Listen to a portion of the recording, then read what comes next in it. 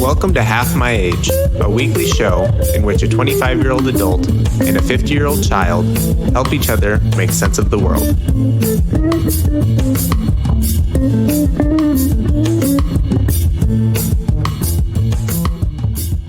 Okay, we're back. Huh. What goon overestimated our recording time by an hour? I know, now I'm going to have to cut out 20 minutes of us talking about should we end it and all that. All right, let's start again. Cut it out. No one will ever hear that. It will be gone. I don't even know. So you got a couple things you want to talk about. Why don't you hit me with one? Pick your favorite. Well, Andrew, you know the trope. Okay, I got to pull this up a little bit because I got to be a little bit smarter about it, and I've done some research on this. Can you send me the actual link instead of a screenshot? Because I need to click on some of these links to figure out. I assume they're movies. I have no idea what they are. Yeah, sure. You know, it'd be funny. Hold on. What? If we were recording an evergreen episode or something, or every third or fourth episode, if we had a no computers episode where we just had to remember things from our brain. Remember things from your brain and just have a conversation where we look at each other. Oh, awkward. I don't know what I just did. Oh, that's actually the name of the page. Yeah. I mean, it's a Wikipedia page, Andrew. On the internet science All right, page. well, I have something that's been on my brain lately, but it came from a funny place, which isn't funny at all. The other night, on Saturday night, I heard a wonderful, wonderful vocal jazz concert, and I heard this song, Miss Otis Regrets. Do you know that song? You probably don't. I don't know it. Look it up real quick. Miss Otis Regrets. It's a song that has been covered by everybody from Billie Holiday, Ella Fitzgerald, Bette Midler, Linda Ronstadt, and men. And there's so many cool versions of it that I went on Sunday morning after seeing this very cool jazz concert where I felt Gregory Porter is the singer. For sure, look him up. You just felt transported in time. He has a flawless voice. He has a wonderful stage presence. He was playing with the symphony orchestra. It was exquisite. But he sang Miss Otis Regrets. And I have never heard that song without crying. I'm not even sure why. Have you looked it up? Are you looking at it? Yeah, I'm looking at it right now. What are you learning about Miss Otis Regrets? I don't know what to do. She's unable to lunch today. I'm just going to play it. Oh, yeah, play a little bit of it. Which one is this? Who's this? That's loud. It's Ella Fitzgerald. Yep, that's good. That's the best. That's maybe the best. Look it up. Yeah, I've never heard that song. Okay.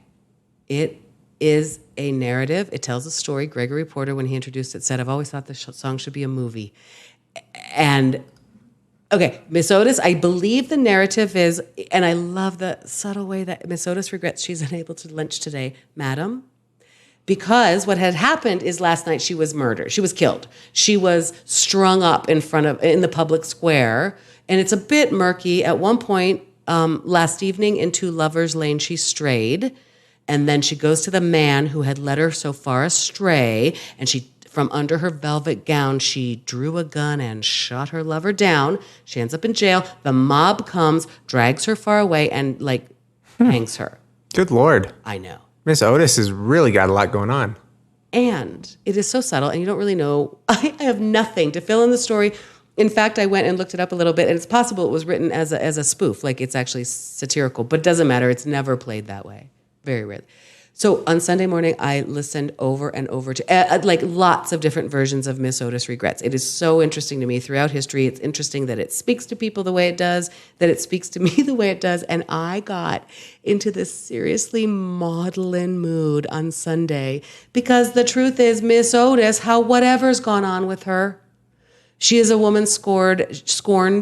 She is a woman that something has not gone right for her, and she meets her terrible fate, which then leads me to all of She meets her terrible fate. She brings it upon herself. She went and killed the guy who led her astray. He probably messed her over first, is what I'm saying, Andrew. She seems like a reasonable person. She's saying, Madam, I'm sorry, Miss Otis Regrets. She sounds a little crazy. Okay. Fuck you. That's my point. Women in literature who are kooky, who maybe stray from the outside the lines, never meet a good end. Women who kill their lovers never meet a good end. This is a dark version of it, and I understand what you're saying. But okay, Anna Karenina doesn't end well.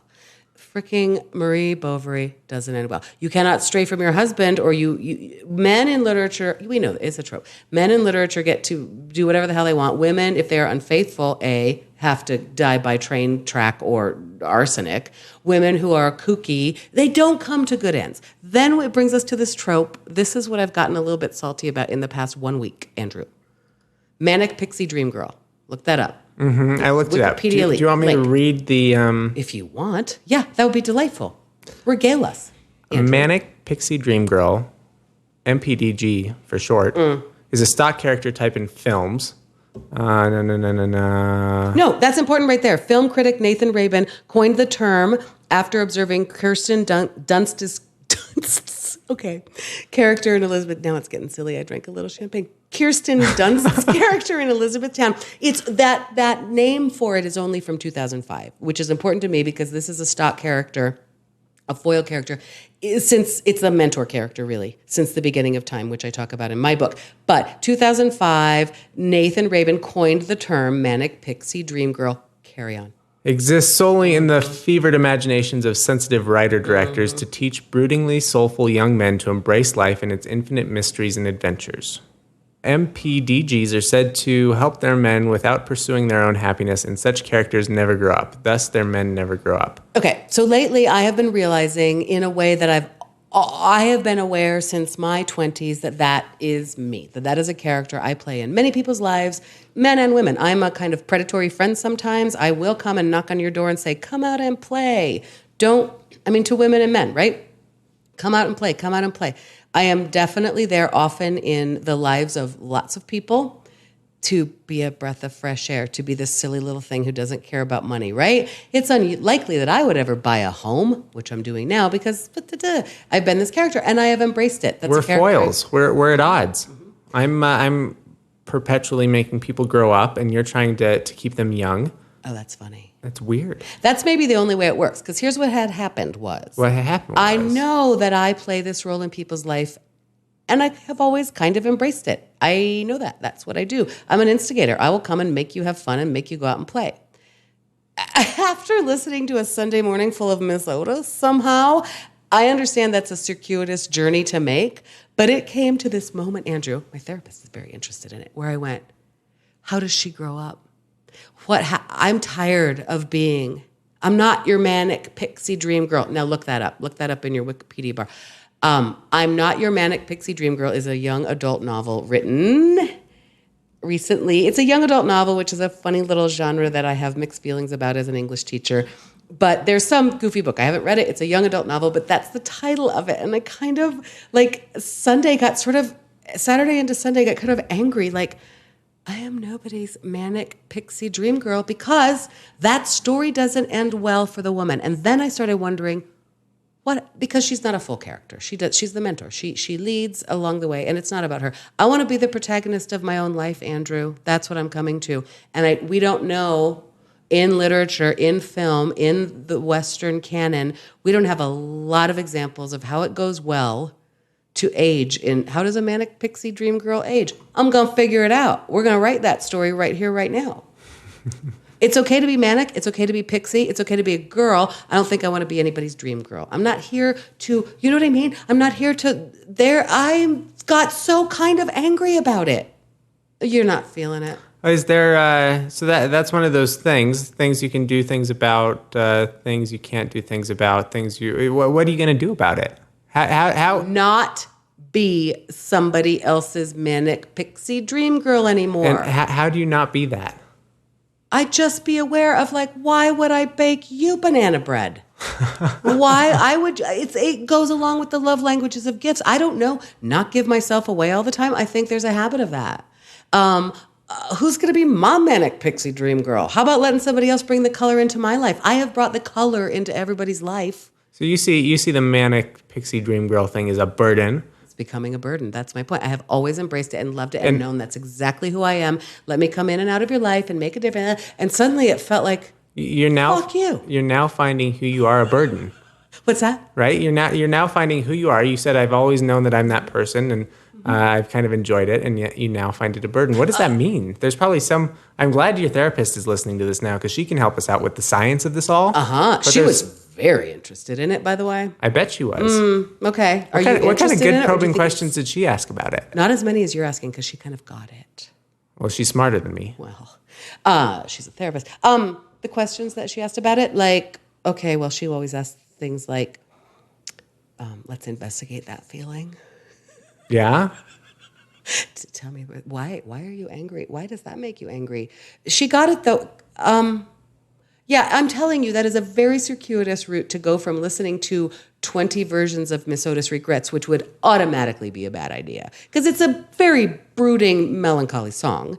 But then to take it from that into being I've always been angry about the women in literature coming to a bad end. I mean, we know it. If you read the stories by white men in the canon, which I grew up loving and taught, and there's a little bit of underlying anger always about that. But this was such a funny thing. And by the way, this is the level of anger, Andrew, that you understand. I'm not probably actually angry. This is a thing for me to think about. It's not consuming your thoughts constantly. It's just it's in the back. It floats around sometimes. Sometimes it knocks against the part of the brain that is focusing on stuff or right now. And it's like a fun thing to be incensed about right now, right? Sure. It's probably a very. I mean, that seems like another great topic for a blog. You could probably find a couple thousand new fans right there just with your Manic Pixie Dream Girl manifesto. I mean, and that's what that is interesting. My therapist said it, and another couple of friends of mine who are women have said, no, they're right. They said that, that's the next thing I want to see you write. What does become of her? Mm-hmm. I don't need to copy someone. Obviously, there is hope for all of us, but it is interesting that perhaps in the Western canon, I'm going to investigate it. What becomes of the women who are strong, who are manic, pixie, who are, what are they? They are lighthearted. They are free spirits. What becomes of them if they don't perish? Can they become their own independent selves and buy a house called the Dollhouse on Shakedown Street and be just fine? Probably. We're going to write that chapter. So if we're talking about Miss Otis, that's I can tell how she's manic. What about her makes her a pixie, or is it just the fact that she's a woman in literature, she's in writing, who meets an unfortunate end? No, I don't know. And that's the funny thing. The bones of that song are so bare that you don't know to fill in the story. And I haven't done it. I've done a little bit of digging. What is the deal with this? And like I said, one of those dives led me to, it might just be a joke song. So don't take it too seriously. Could be. No, my suspicion is that she's a little bit saucy. She's not a conventional woman. The diction of the song, I think that's kind of the juxtaposition I like, is Miss Otis Regrets she's unable to lunch today. That's so formal. And it several times repeats, Madam, comma. She is sorry to be delayed. But last evening, down on Lover's Lane, she strayed. That tells me she's Manic Pixie Dream Girl. She's straying down on Lover's Lane. Maybe she's going out and doing comedy at 11 o'clock at night. Maybe she's a bit of a bad girl. Maybe. What do you mean maybe? I think it'd be dangerous to jump to conclusions in your brain that you are like Miss Otis. I'm not like Miss Otis. I'm not. I've never, why don't you go from under my velvet gown. Okay, hold on. You got Manic Pixie Dream Girls, and this is me speaking out of class because I don't actually remember how Sound of Music ends. But you've also got Manic Pixie Dream Girls like Julianne. I think that's the one where she gets the guy in the end. Sound of Music there. Okay, so I think there's there are a a list. lot. So, pardon me? So the one film I recognize on this list, it's kind of embarrassing to say, is Yes Man. You just said Sound of Music. Okay, I've sent you what we're looking at now is the Wikipedia's list of Manic Pixie Dream Girls in film from 1938 through 2015. Yes Man. Yes Man. It's a Jim Carrey film. Oh. And he takes life too seriously or whatever. And the premise of the whole thing is he's going to say yes to every invitation, everything for like a month or something. Maybe I did. And I think his Manic Pixie Dream Girl, I think they fall in love in the end. It ends up just fine in the end. I think there's a lot of, I don't think. What about Wreck-It Ralph? That's on the thing. Have you seen that movie? I haven't seen Maybe it gets better. But I also suspect that's like a Disney movie, so it's not going to end poorly for the Manic Pixie Dream Girl. I think you're conflating. I think All right. Miss Otis and Manic Pixie Dream Girl are two totally different things. They totally are. Miss Otis, I started that admitting that. There is nothing about Miss Otis that it's Manic Pixie Dream Girl. That's more like the Anna Karenina, which is not that. It just brought me to a weird place, which I admitted was a circuitous route to get there. So you're saying, okay, you know what? Maybe. You came into this being angry that I did. Manic Pixie Dream Girls always seem to meet an untimely end, unseemly end. But I don't think they do. I think Miss Otis met one. Different thing. Right. What I was studying there was women who meet an untimely end, and then it took me somehow to this thing. And also, you know what, lately, honestly, I have had that relationship with other people where clearly I am the predatory friend. Everybody, it's winter, and they're content to sort of go into a hole, and I'm going, come out and play. Let's go do a funny thing. Sure. All right. I don't think that means that you're about to get your comeuppance, though. I think you're going to be okay. I think you and the dollhouse on Shakedown Street. Well, I know it's going to be a new chapter, but I don't have. Upset. You're telling me perhaps the problem is that as an AP English teacher, I don't have any cultural influences past the age of like 1950. The year of 1950. I haven't read any contemporary literature, watched any contemporary movie. Yes, man. Oh, and it's Zooey Deschanel. She's a totally adorable. Things will go right for her. What about this other one? What about Wreck-It Ralph? I just brought up. That's one of their examples. Well, okay. I think about the Manic Pixie Dream Girl is Jennifer Aniston with the Zoolander guy. What's his name? Ben Affleck. Ben Stiller. What's that movie? Along Came Polly? Yeah. No, Along Came Mary. There's two of them. There's something about Mary and Along Came Polly. Is that him also? I don't know. He's the ultimate nebbish who has that. It is Along Came Polly with Ben Stiller and Jennifer Aniston and that guy who Does it go well for her in the end? Are you here for scuba? Yeah, they fall in love. Okay. So we talked about me solving problems with spreadsheets. Yeah. He got himself into trouble with Polly because he had built himself a pros cons thing on. I think he's a insurance. What do you call those people? Not an adjuster. The people who figure out the risks. Actuary.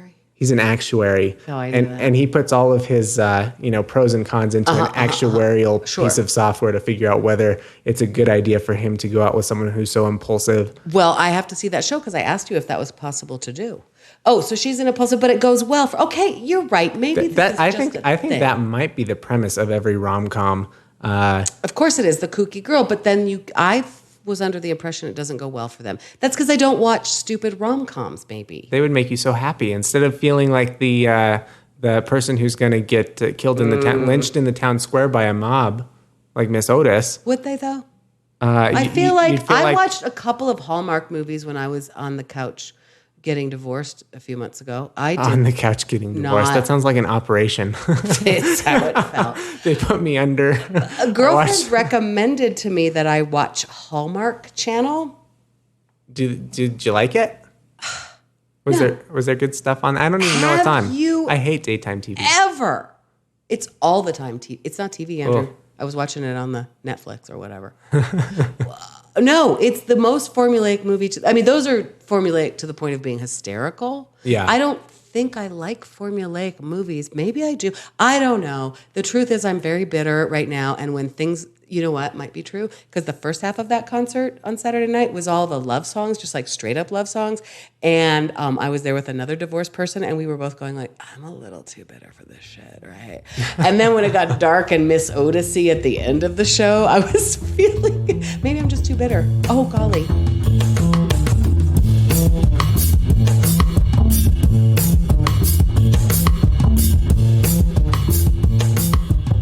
You spent an hour with your therapist who tells you that your feelings are valid. Yeah. And I'm like, that's bullshit. And you wipe it all away. Manic Pixie Dream Girls, they've got it all. What? I said Manic Pixie Dream Girls have it all. They always get the guy. We'll see how that goes.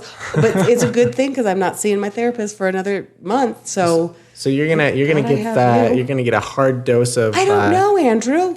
I guess I feel like we have to destroy this segment because my premise was wrong, but I guess it's interesting and I should go do some more research. Maybe it's not wrong. I'd be interested on Manic Pixie Dream Girl follow-up. I'd also be interested in there's got to be a list of that list on the Internet Science page. Yeah. I mean, the last post you're right was in 2015. It's time for some updates. Time for some updates, but it's interesting to me that the term was coined in 2005 with Elizabethtown. The truth is I have seen no modern movies. It's pathetic. Oh, gross. I don't want to sit down and watch some movies. I'll probably do some research on some movies. Being a Manic Pixie Dream Girl might not mean you have to come to a good end, which is great news for me. However, probably the XY problem there, the kernel of the rage, low-key rage, Okay. is me saying, I'm not your Manic Pixie. That's the possessive. I don't want to be anybody's. I want to be the protagonist for a minute. Like I haven't been the protagonist in my own life, whatever. A bunch of blah. Okay, well, hey, look, down there it does follow up. There's also a thing about Manic Pixie Dream Boy. I see this character in general, I see the character as being a mentor type character, which is seriously, that's a flat character. That is a foil. That is a character meant to, and I'm seeing it from that point of view in the structure of a story. And I love the mentor character. It's one of the role models of my book, which is you are literally there. The mentor character is not there for them. We don't know anything about Mary Poppins' past or future or what she's about. She is there to bring Mr. Banks to his truth and save those children. Rafiki, we don't know anything about why he got so crazy, but he's there to help Simba, and often with a joke and all of that, and a fun, playful way. And I have related to that character in life. I guess it was kind of this realization of going, hold on a minute, that's a minor character. I want to be a full, well-rounded character. It's all very insane now that I say it out loud. It's not that insane, and I think the Andrew. reason that there's not a story about Rafiki. I mean, there could be. Yes. The fact is that Simba's going to grow up to be Rafiki. At certain points in your life, you will play every character in that. Oh, Andrew, that's cute. It's not cute. It's true. That's not the structure of the story. It's because Simba is the protagonist who is doing the hero's journey, and he needs people along the way to help him. You're right. Rafiki, we trust him as an elder who has already been through that crap. That's right. And I think that, at a certain point, Rafiki had his own Rafiki. He had his own Mary Poppins. I'm 50, though. It's feeling a little weak. Okay. I'm sure. I drop wisdom to young people all the time. Right. I do. I do. Now I'm looking for, my new Rafiki. No, you're right. Of course it is. That is the cycle of life, and it is the wisdom. Those people are not always old, the mentor characters, but they are older than the protagonist. Mm-hmm. Always, I think. I mean, Boo, the fairy godmother she's old. She is old. That's the trope, right? It's a wise elder. It's a wise elder. Okay. Okay. Yeah, right. Okay.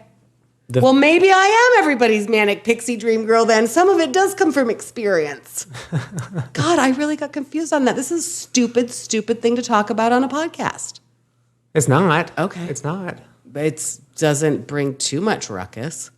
It brings the right amount of ruckus. Okay, I'm more confused about it than I was when we started talking, which is actually, I think, best sign of a conversation. That's the best thing that could happen. This is the second time this podcast I'm speaking out of class, but I think that, at certain moments in your life, you need something to be angry about. Yeah, I sure do. And if you can put a feeling to some kind of whatever, frustration just manifests itself. Yeah.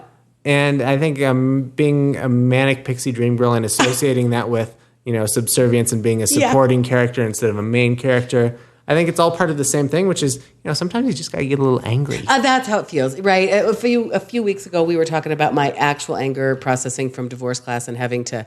and how I wasn't moving. By the way, I've been walking a lot more in my neighborhood. I've also gained, I think, 9 pounds because I'm eating again and food tastes good. Nice work. Huh? I said nice work. Gross, man. But yeah, right.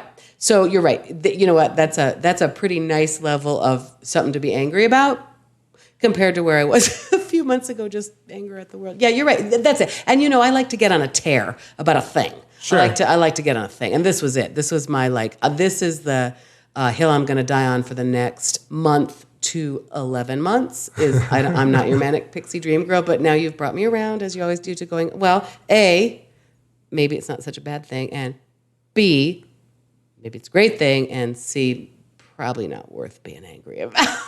Well, and it's so much more satisfying to come up with a mantra, I'm not going to be your Manic Pixie Dream Girl, than it is to be frustrated and angry and I don't know why. Yeah. Okay, well, right. That's true. I'm pretty good at that. It's also maybe... What if the rallying cry was, I'm generally dissatisfied and I can't explain it? As it so often is for so many of us, right? Yeah, that's about like being 21 years old. Mm-hmm. Right. I'm so full of angst and I don't know the shape of it. Yeah, that's true. Mm-hmm. That's me looking at that. And it is about the possessive, right? And that is a knee-jerk reaction to, I'm nobody's anything. I'm gonna live all by myself like a big girl. By the way, watch how that doesn't happen. Do you know what I'm gonna need in the next 2 months as I move on to my big independent thing? Other than a furnace and a jackhammer? Help from everybody, including a furnace guy, right? Help from people. I have been, my realtor could not have been better. I am so thankful. My mortgage guy I was put in his hands by my financial guy who cares about me very much. And people said, you got to shop around your mortgage guys. And I said, nope, the guy who put me in touch with him, I guarantee, I know he made a call in advance. And I know he said, take care of this woman. She's an idiot about money. Do not push her to spend more than she needs to spend. I have felt in such good hands the whole way through that this is funny. This big independent step that I'm taking, it is so obvious on every single minute of my day. Yeah, we do nothing alone if we're lucky. However, I can't wait to live alone and play whatever music I want. We'll see how that goes. And then invite people over only when I want. I think I'm far enough out of the pattern, circle? Yeah, of most people's lives. Do you know about the... I think the pop-ins are going to decrease. Do you know about the...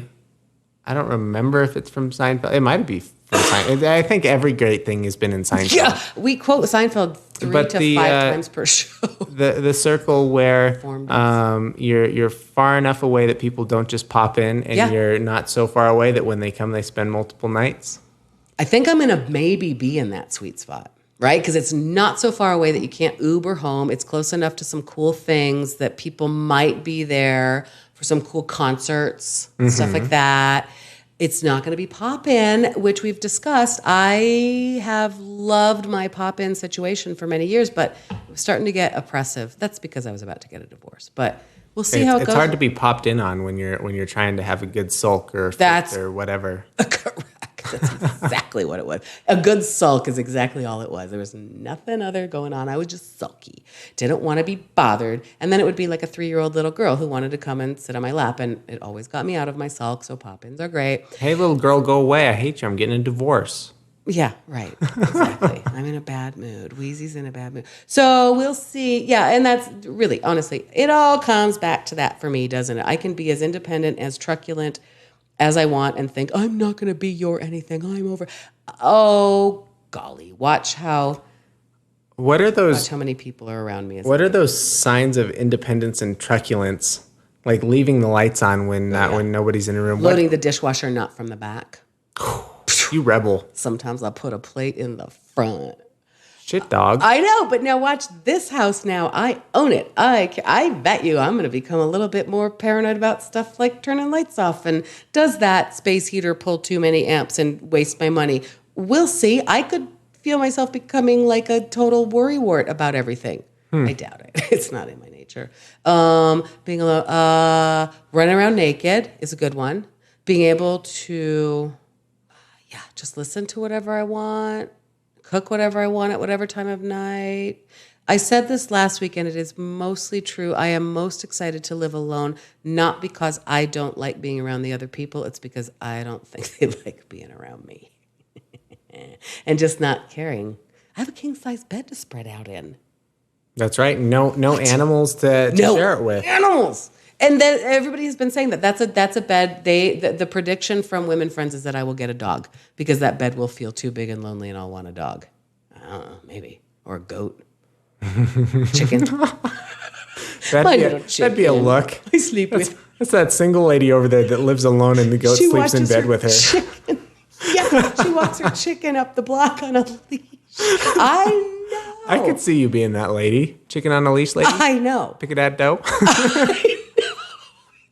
Obviously not that far away. The thing is about this, I'm pretty sure I told you live it'd get next door silly. to a lady who's just as kooky. She's going to find me delightful. There are signs of living next to a kooky old lady who hangs a lot of art in her. She's going to get a kick out of me, Andrew. There are signs that it's going to be a neighborhood. Well, it's low zoned. I hope that just you right. guys have complementary crazies because you don't want to get your crazy streams crossed. No, I'm feeling real good about that one. Feeling real good about the amount of crazy and leaning into. You know what? She is probably a grown up manic pixie dream girl who She could probably coach you through it. She could coach you. me through it. You could I'm be looking for Simba. wisdom. You could be Simba. You could be the protagonist of this story, Yeah. and she could coach you through it. Okay. Okay, that's right. Duh. Yeah, duh. Obviously, I guess I feel a little bit embarrassed to be Simba at age 50. I guess There's I feel nothing wrong with being king. you just can't wait. I guess Okay, yeah. All right. That's true. I guess I feel a little bit like I am many times, right? I have this all the time. Of course I do. I have young people calling me almost every day. I have been Rafiki to many along the way. I'm new Simba. I'm Simba like version 2. Oh my God. This is so stupid. This is not a good podcast episode, Andrew. I've got a piece of anything? trivia for you. Okay. Okay. God. So Manic Pixie Dream Girl Zooey Deschanel Yeah. is married to Ben Gibbard, Yeah. who is a musician for, I think he was in Death Cab for Cutie. Oh. And his record label is the same record label as John Roderick. I know. That's what I know. When you said Death Cab for Cutie. Okay. Also, I have a follow-up. In July 2014, for Salon, Rabin, the writer, prompted a retraction of the term. He argued that in giving an idea a fuzzy definition, he inadvertently gave the phrase power it was not intended to have. Oh my God, this is like, I'm so... Oh my goodness. The unusable radio. The trope's popularity, Rabin suggested, led to discussions of a more precise definition, a reduction of his all-encompassing classification of the Manic Pixie Dream Girl. While he coined the term to expose the sexist implications in modern culture, I'm not wrong. The phrase was increasingly accused of being sexist itself. Backlash occurred when many well-loved female characters were placed under this trope. In response, he suggested that nuanced characters cannot be classified. Oh. He apologized to pop culture for creating this unstoppable monster. Dear pop culture, I'm sorry for creating the term Manic Pixie Dream Girl. Can you imagine it?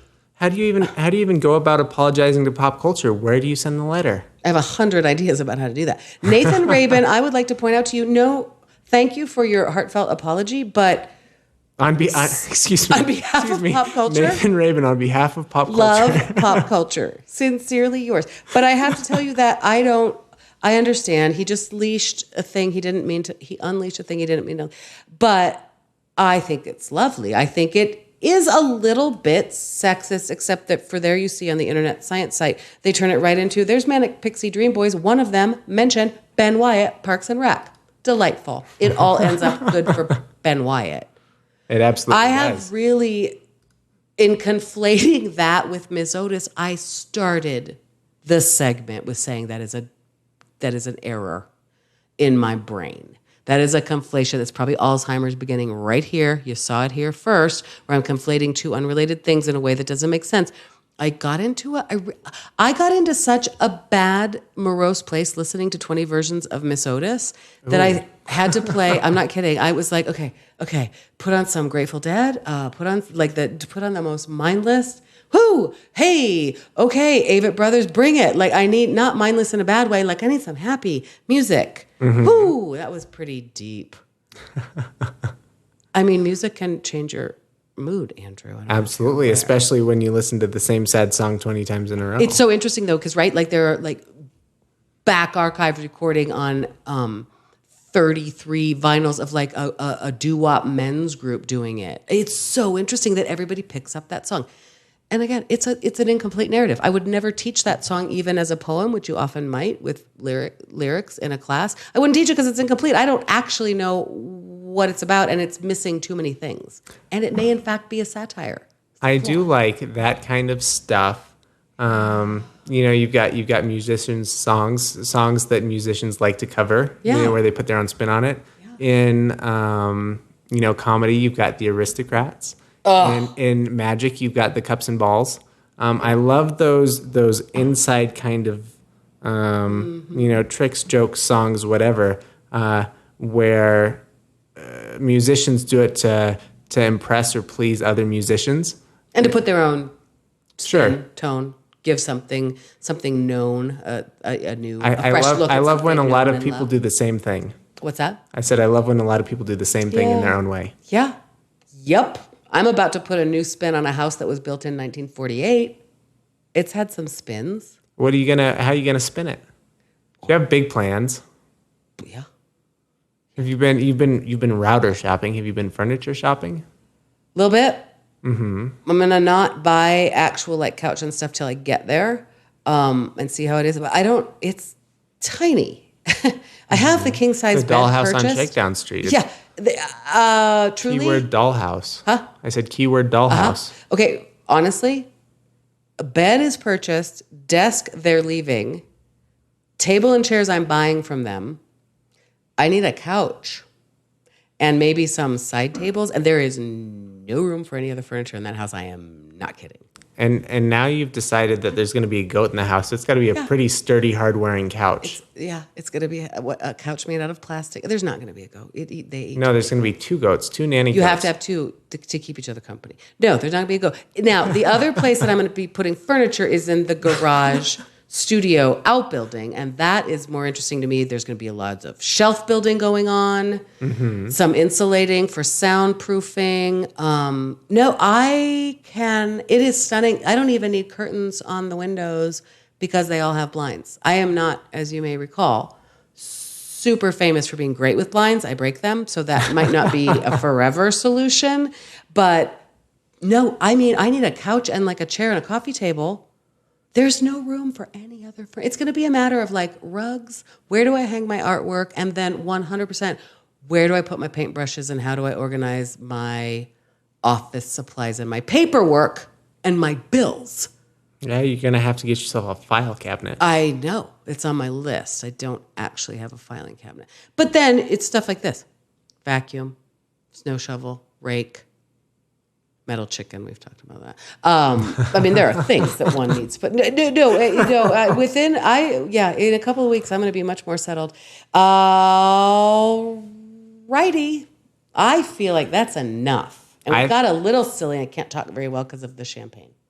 I think there were definitely moments of silliness, and the first one was trying to end the podcast an hour early. I hope that stays in. That's cut out. That didn't happen. Maybe it did. I go, finally. God, can we just call it? Oh, we've been talking too long. It felt like 2 hours, and it was 1. Wow. That, I got to tell you, when you get bored with your own material, it does not bode well for how your audience is going to receive it. I know that for a fact from performing. Bruh. If you're bored yourself, it's not good. Mrs. Filholm, I was engaged the whole time. It was I who got bored with my own stories. That's right. Also, then what we talked about was stupid. Manic Pixie Dream Girl didn't even make sense. Not because of the champagne. You brought me around to it, Andrew. You helped me make sense of it, and you said it wasn't boring. Nope, not even a little. Well, there, ruckus brought. Ruckus brought. Goodbye, Mrs. Okay, Filholm. goodbye. See you next time at the new house. Dollhouse on Shakedown Street. Ow, ow.